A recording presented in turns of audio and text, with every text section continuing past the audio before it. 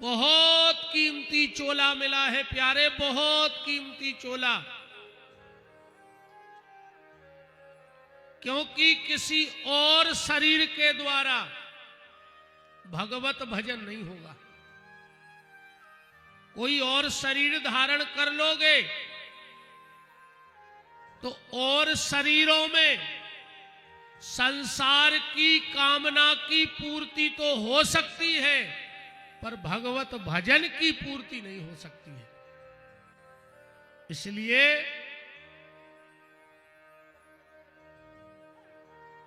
ए भैया हरो, श्रीमान जी, ए भैया, मेला नहीं लगो।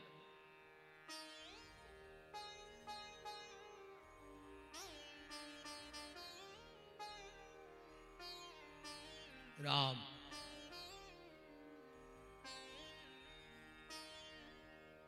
कल जहां पर मैंने चर्चा को विराम दिया था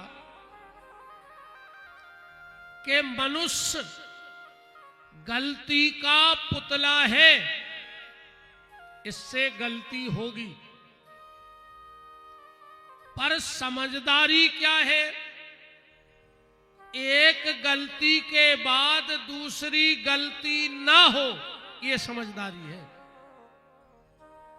गलती तो होगी,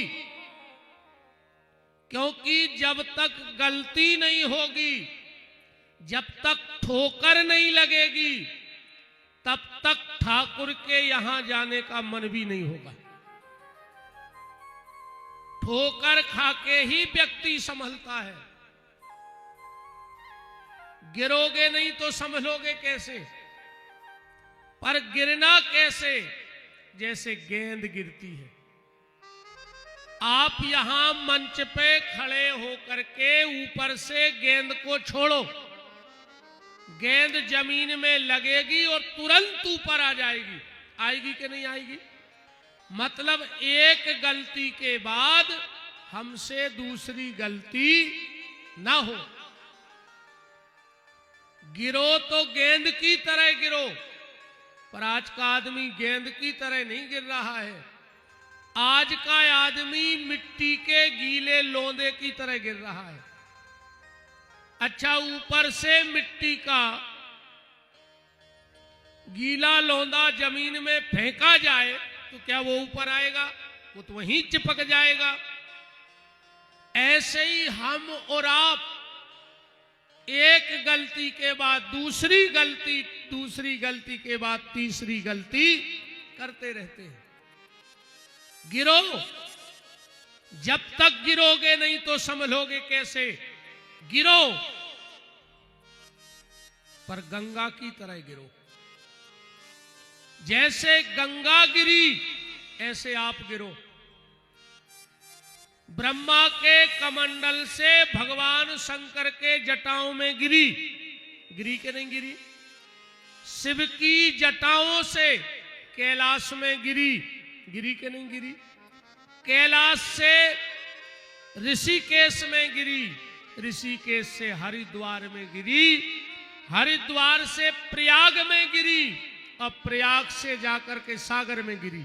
गिरी के नहीं गिरी गंगा? पर क्या गंगा की पवित्रता में कोई आंच आई? तो जैसे गंगा गिरी ऐसे हम और आप भी गिर जाएं तो कोई बात नहीं। गिरना हो तो भगवान की चौखट पे गिर जाना, गिरना हो तो माँ बाप के चरणों में गिर जाना, गिरना हो तो गुरु के चरणों में गिर जाना, पर कभी शराब पी करके रोड पे मत गिरना। क्योंकि अगर माँ बाप के चरणों में गिरोगे तो जीवन में बहुत ऊपर उठोगे, और अगर शराब पीकर रोड पे गिर जाओगे तो परिवार की नजर से गिर जाओगे, समाज की नजर से गिर जाओगे, दोस्तों की नजर से गिर जाओगे। तो ऐसा गिरना क्या कि जिसके बाद सिर्फ गिरना ही गिरना हो।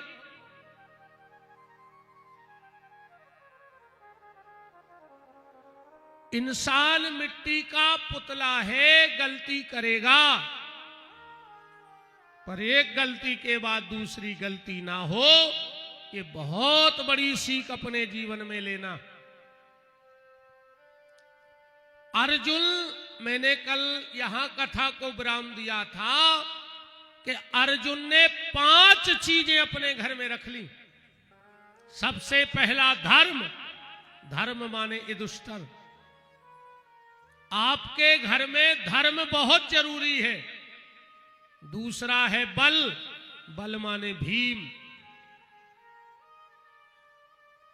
आपके घर में बल हो, विचारों का बल हो, खान पीन का बल हो, जीवन में चरित्र का बल हो, फिर तुम्हें कोई परास्त नहीं कर सकता। गोस्वामी तुलसीदास जी ने कहा है कि पर धन और पर नारी, पर धन मिट्टी जानियो, पर नारी मात समान, और इतने पे प्रभु ना मिले तो तुलसीदास जवान। तुलसीदास जी कह रहे हम जवान दे रहे हो आदमी के लाने, तो उसको भगवान मिलेंगे, पर नारी माता के समान हो और पर धन मिट्टी के समान हो। खबर राखियो रे भैया, जे को चला रहे हो न कथा में खो जाओ और वो सीधो चलो आए, सो हम बरबरीक से धरे दे मन चाहिए पे ये को विलाय हो न चला तो रहो न हमारी तरफ खबर राख जो भाई, इनके तो ऊपर ही ऊपर चल रहे, हम आए चल रहा बिल्कुल सीध में, इतना से ये है बिल्कुल। वृंदावन बिहारी लाल की।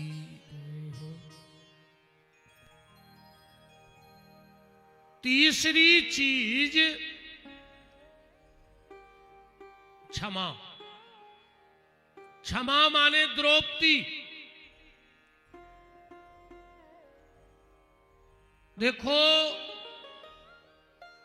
जिनको अपने परिवार से प्रेम हो, वो हमारी ये 2 बातें जिंदगी भर याद रखना।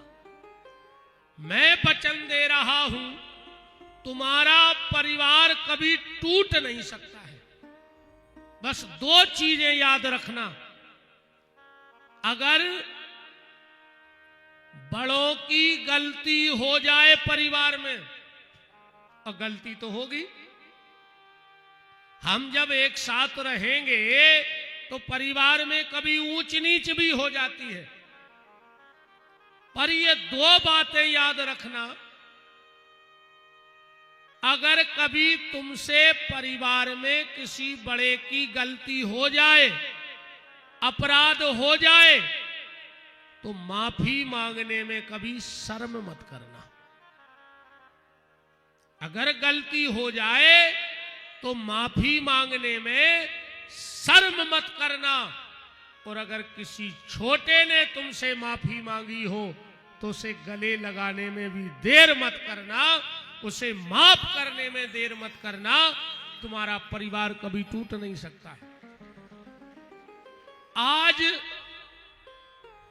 देखो, बड़ी से बड़ी पार्टी हो, बड़ी से बड़ी संस्था हो, बड़ा से बड़ा परिवार हो, और अगर उस परिवार में काम करने वाले कम और कान भरने वाले ज्यादा होंगे, तो ना पार्टी को मिटने में देर लगेगी, ना संस्था को मिटने में देर लगेगी, और ना तुम्हारे परिवार को मिटने में देर लगेगी।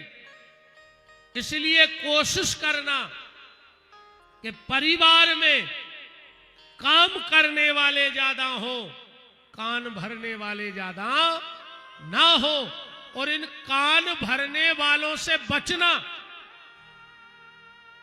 ये कान भरने वाले इतने खतरनाक होते हैं कि जब ये राम के परिवार में भी सेंध लगा देते हैं तो राम के समृद्ध परिवार को भी तहस नहस कर देते हैं। एक मंथरा ने कैकेयी के कान भरे एक शकुनी ने दुर्योधन के कान भरे और महाभारत हो गया। इसलिए कोशिश करना कि परिवार में काम करने वाले ज्यादा हो, कान भरने वाले ज्यादा ना हो। क्षमा। चौथी चीज अर्जुन के घर में है सहदेव। सहदेव माने सहनशीलता। आज आदमी के अंदर सहन करने की क्षमता ही खत्म हो गई। कोई सहन नहीं करना चाहता है। दो बातें सुन करके चलो। आज आदमी कहते हम काय सुने। देखो इसलिए सुनो, भगवान ने तुम्हें कान दिए हैं दो और मुंह दिया है एक। दिया है कि नहीं दिया? एक कान भी देता तो चल जाता, पर उसने दो कान लगाए तुम्हारे शरीर में। मतलब मुंह एक कान दो, बोलो कम और सुनो ज्यादा। पर आज का आदमी सुनना बिल्कुल नहीं चाहता और बोलना बहुत कुछ चाहता है। इसलिए निवेदन है कि कोशिश करो, सुनना सीखो। पांचवी चीज अर्जुन के घर में है नकुल। नकुल माने नम्रता। नकुल माने नम्रता। अपने जीवन में नम्रता लाओ। अपने स्वभाव में, अपने व्यवहार में, अपने बोलचाल में नम्रता का भाव होना चाहिए। और धर्म, बल, क्षमा, सहनशीलता और नम्रता, अगर ये पांच चीजें आपके घर में आ गई तो भगवान आपका साथ छोड़ने वाले नहीं हैं। भगवान ने परीक्षित जी की रक्षा की, क्योंकि अश्वत्थ, मैंने कल आपसे कहा था, अश्वत्थामा ने ब्रह्मास्त्र छोड़ दिया था। कुंती को भगवान ने वरदान दिया और जैसे ही भगवान चलने लगे तो रथ पे बैठ ही रहे थे और अचानक से भगवान ने कहा हम रुक रहे हैं। तो सब अपने अपने तरीका से विचार लगा रहे हैं। कुंती ने सोचा हमारा भतीजा है इसलिए मेरे लिए रुक रहा है, बुआ के लिए। युधिष्ठिर ने सोचा नहीं, हमको बड़ा भाई मानते हैं इसलिए अब सोचा होगा कुछ दिन बड़े भाई के साथ रहेंगे। अर्जुन ने मन में विचार किया, नहीं, भगवान मेरे लिए रुके हैं।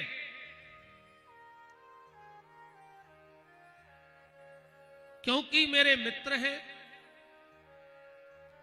द्रौपदी सोच रही, नहीं, मुझको बहन बोलते हैं इसलिए मेरे लिए रुके हैं। पर भगवान किसी और के लिए रुके हैं। किसके लिए रुके हैं? भगवान का एक भक्त है जिसका नाम है भीष्म पितामह,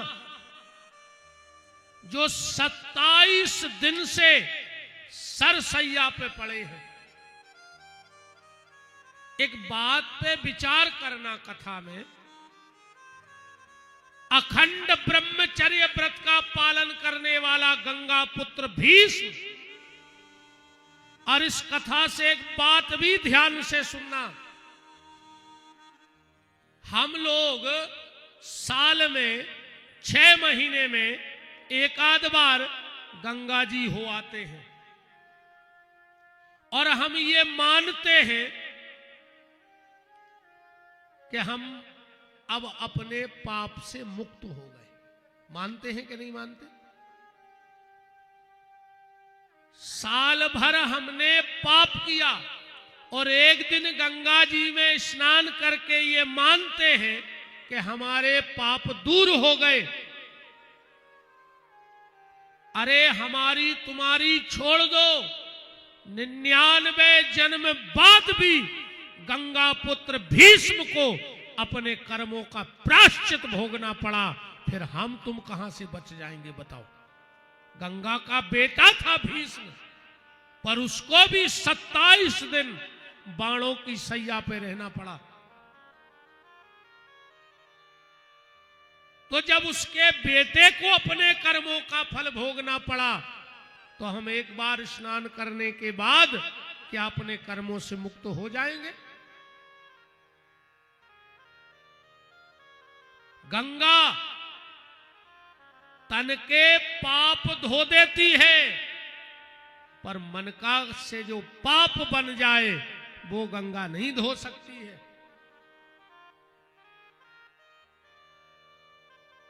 27 दिन से सरसैया पे भीष्म पड़े। अब इसका एक पहलू और देखो आप, इसका एक पहलू और देखो। मांस खाने वाला जटायु रामचरितमानस में मांस खाता था कि नहीं खाता था? अब जटायु है, सेव तो खात नहीं हुई है, काजू किशमिश तो खात नहीं हुई है, खात तो मांस ही हुई है, भले वो त्रेता का था। पर मांस खाने वाला जटायु जब मरा तो राम की गोदी में मरा, निर्वाण की गोदी में मरा, और अखंड ब्रह्मचर्य व्रत का पालन करने वाला बाण की गोदी में मरा।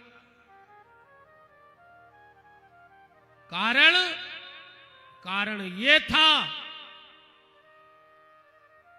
कि जब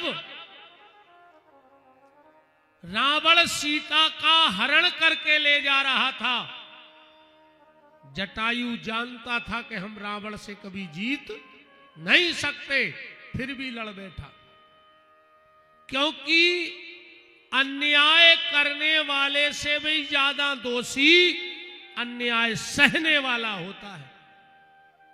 और भीष्म ने यह बात कही है,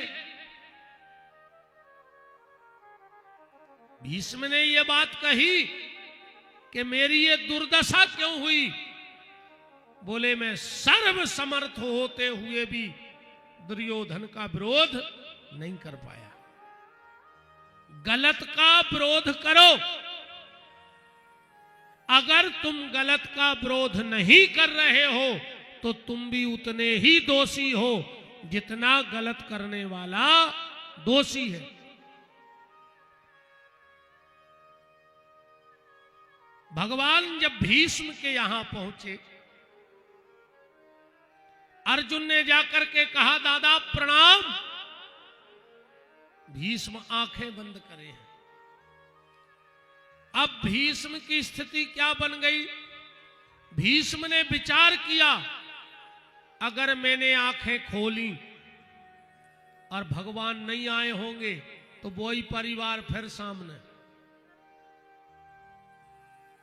और अगर हमने आंखें ना खोली और कहूं भगवान खड़े हुए हैं तो हमसे बड़ो दुर्भाग्यशाली कौन हुई है कि भगवान सामने खड़े और हम नेत्र नहीं खोल रहे। तो जैसे ही अर्जुन ने कहा दादा प्रणाम, भीष्म ने आंखें बंद करे करे कहा अर्जुन उनको नहीं लाए हो? भगवान बोले दादा हम आए हैं। भीष्म बोले प्रभु मेरे सामने खड़े हो जाओ। और जो भगवान सामने खड़े हुए और जो भीष्म ने धीरे धीरे अपनी आंखें खोली, आंखों में से जल की धार लग गई। भगवान बोले दादा रो रहे हो? भीष्म बोले नहीं प्रभु, हम रो नहीं रहे हैं, ये आंसू तो इसलिए आंखों से निकल रहे हैं कि मैं आपके वैसे चरण तो धो नहीं सकता, तो मैंने सोचा अपने आंसुओं के जल से ही आपके चरण धो दूं। आंखों के जल से आपके चरण धो दूं।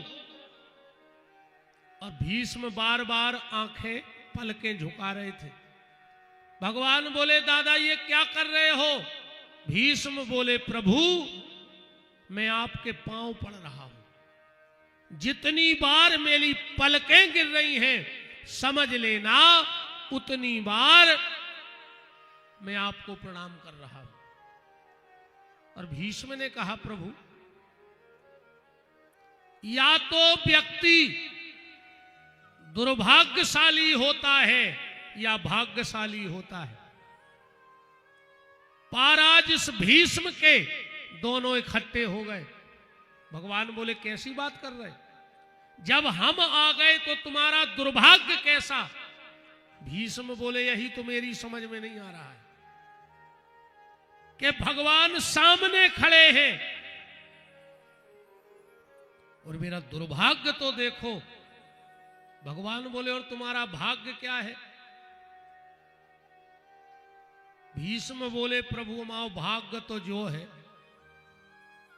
हमने प्रतिज्ञा करी थी कि जिस दिन सूर्य उत्तरायण हो जाएगा मैं प्राण त्याग दूंगा।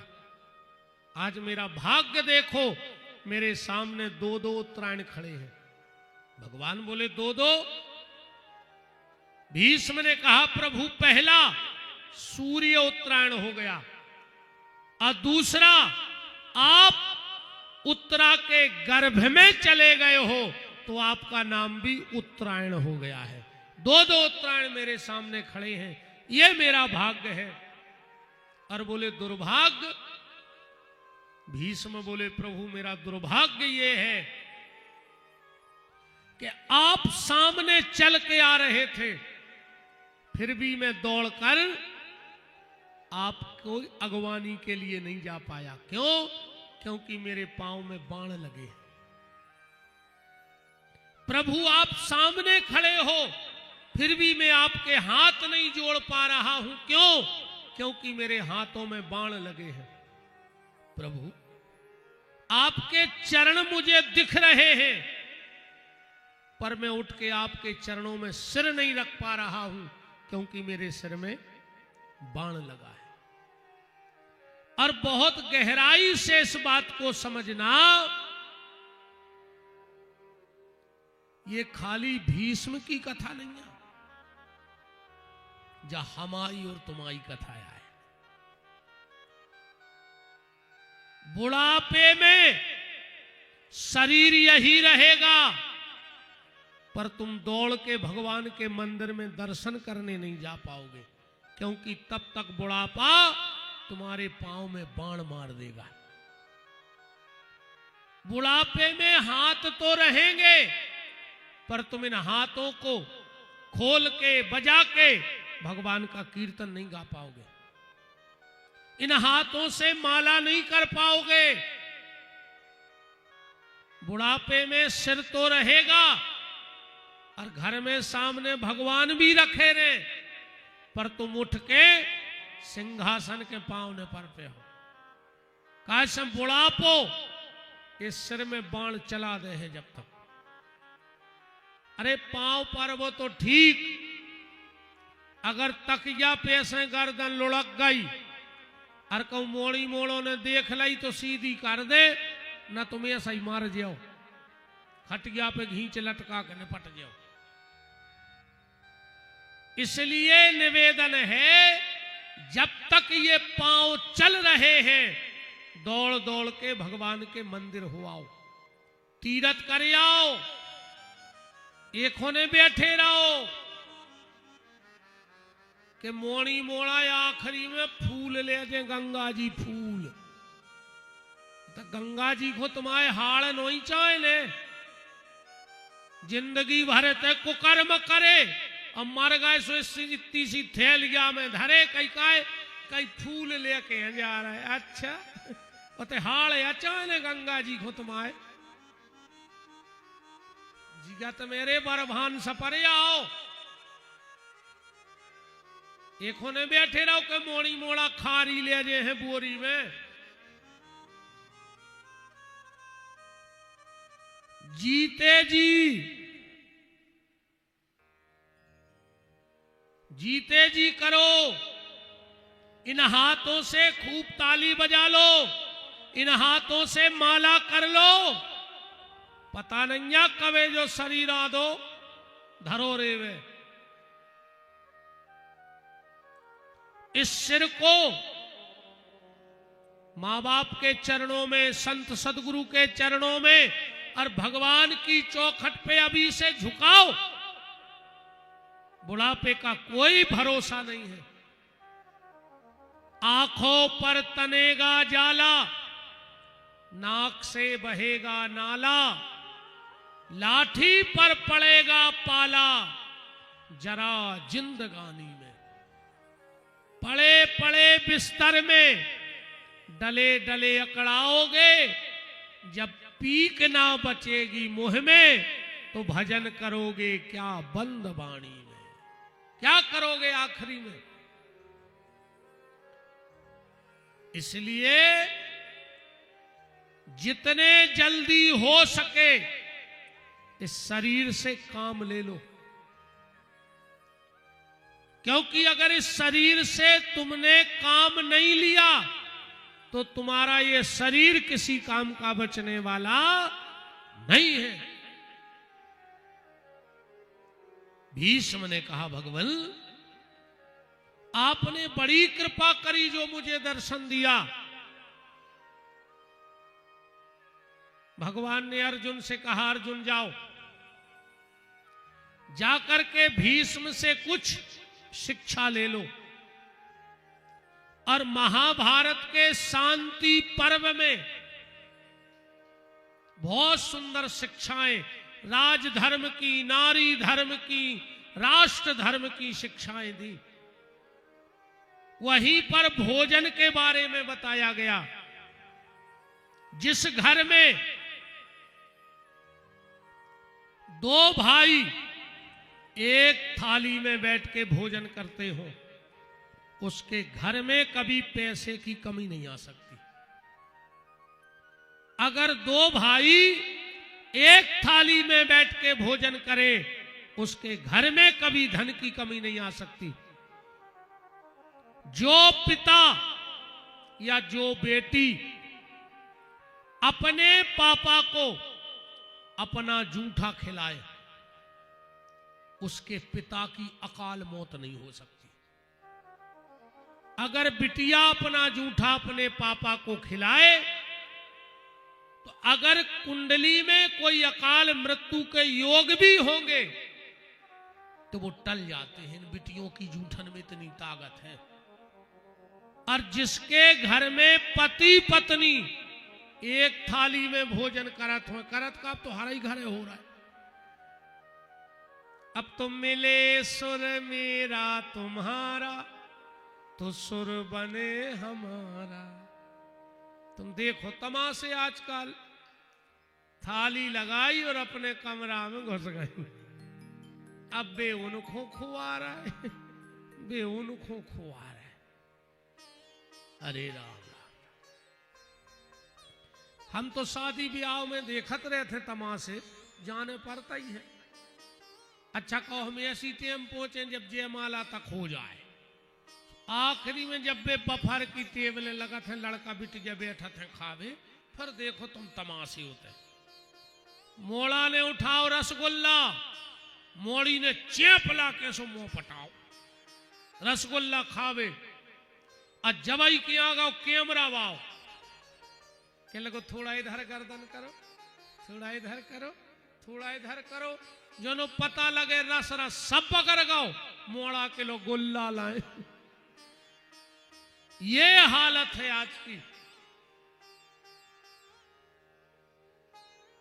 भोजन पे विशेष ध्यान देना चाहिए।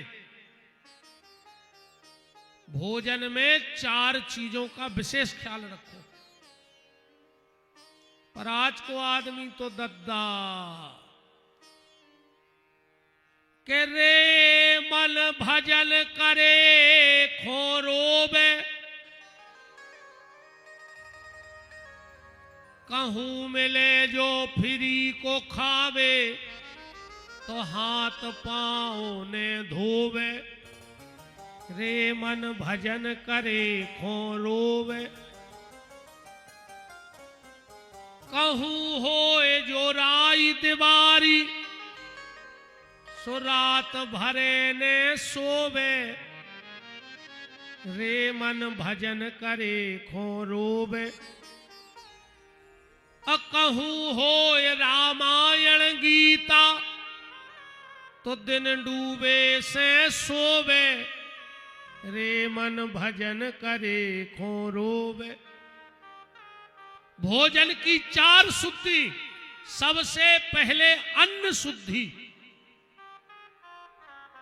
किसका अन्न है, खाने लायक है कि नहीं है। दूसरा क्षेत्र शुद्धि, वो बना कहां है, किसके घर में बना है। तीसरा बनाते वक्त बनाने वाले के विचार कैसे थे।